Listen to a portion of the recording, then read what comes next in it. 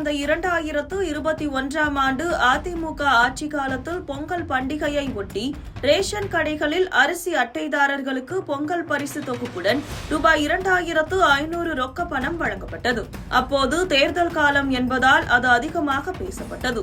அதன் பிறகு சட்டசபை தேர்தலில் வெற்றி பெற்று ஆட்சி அமைத்த திமுக 2022, 2023, 2024 ஆகிய ஆண்டுகளில் பொங்கல் பரிசு தொகுப்புடன் ரூபாய் 1000 ரொக்க பணத்தை வழங்கியது. ஆனால் கடந்த ஆண்டு பொங்கல் பரிசு தொகுப்பு மட்டுமே வழங்கப்பட்டது. ரொக்க பணம் எதுவும் வழங்கப்படவில்லை.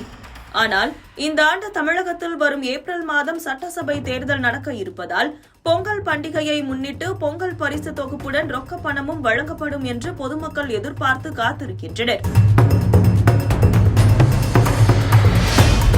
இந்த நிலையில் 2026 பொங்கல் பரிசு தொகுப்புக்கு ரூபாய் 248 கோடி நிதியை ஒதுக்கீடு செய்து தமிழ்நாடு அரசு அரசாணை வெளியிட்டிருக்கிறது.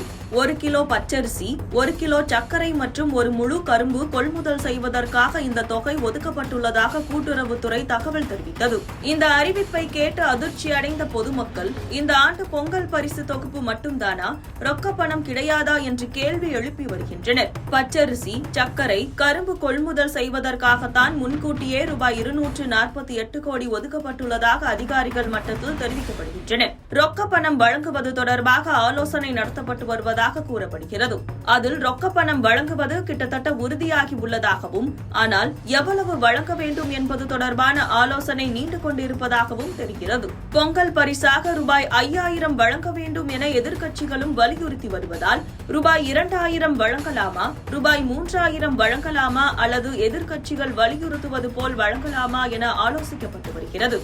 அதனால் இது தொடர்பாக விரைவில் அறிவிப்பு வெளியாக உள்ளதாக அரசு வட்டாரங்கள் தகவல் தெரிவிக்கின்றன.